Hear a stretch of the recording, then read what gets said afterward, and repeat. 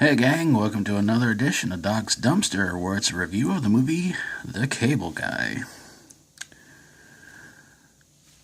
Oh, merciful heavens. Steven is a guy who, is having a little bit of relationship problems with his girlfriend, and, he decides to move into an apartment building. And after he's having some trouble trying to get his cable installed, he takes some advice from his friend Rick to hire a cable guy who will install for him free cable.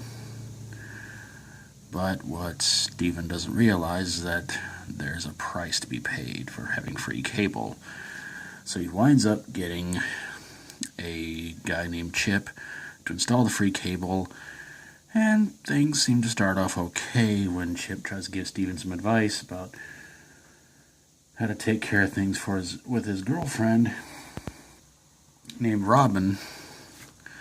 But then after that, things just kind of go pretty bad, and then really bad, and then a whole lot worse. Friendship kind of turns to obsession when Steven tries to tell Chip that there's just too much going on. He's crowding him the whole 9 yards. He's invading his life, his personal relationship, everything like that.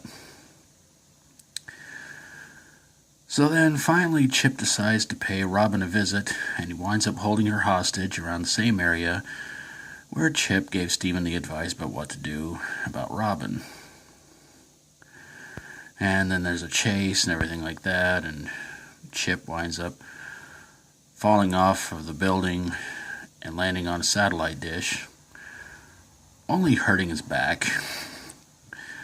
But while all this is going on, there's also sort of another plot where there's supposed to be a trial going on involving a couple of brothers that were supposed to be some sort of killer, sort of like the Menendez boys. And before the final verdict is given out, the satellite goes out. And everybody who had been following the whole trial since pretty much day one never found out what the verdict turned out to be.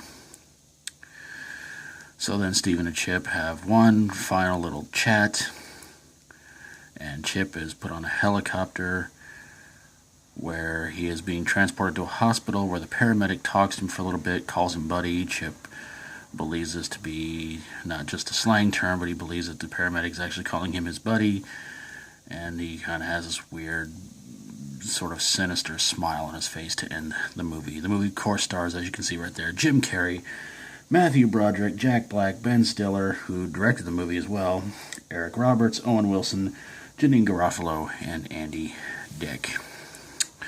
So now the big question is, does this movie belong in a dumpster? Yeah. I have to be really, really sincerely honest with you guys. I have never fallen asleep to a movie before.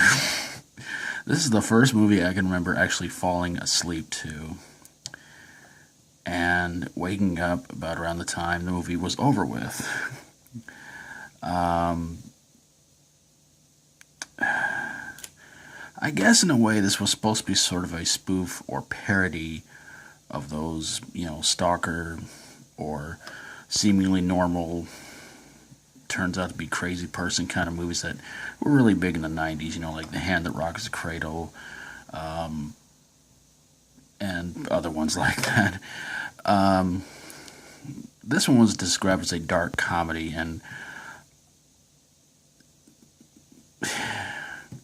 well, it was dark.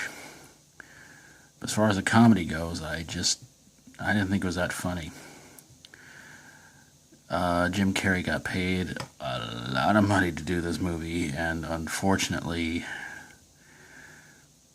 he shouldn't have gotten paid that much. Again, to me, it just wasn't that funny.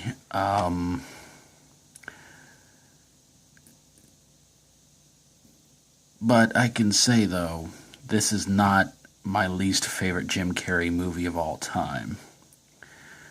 That one will be reviewed very, very soon. Believe me, the one I'm going to try and review... Oh boy, That's it bad.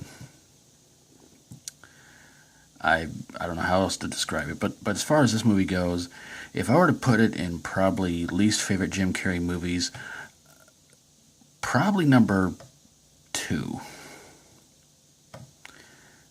Yeah.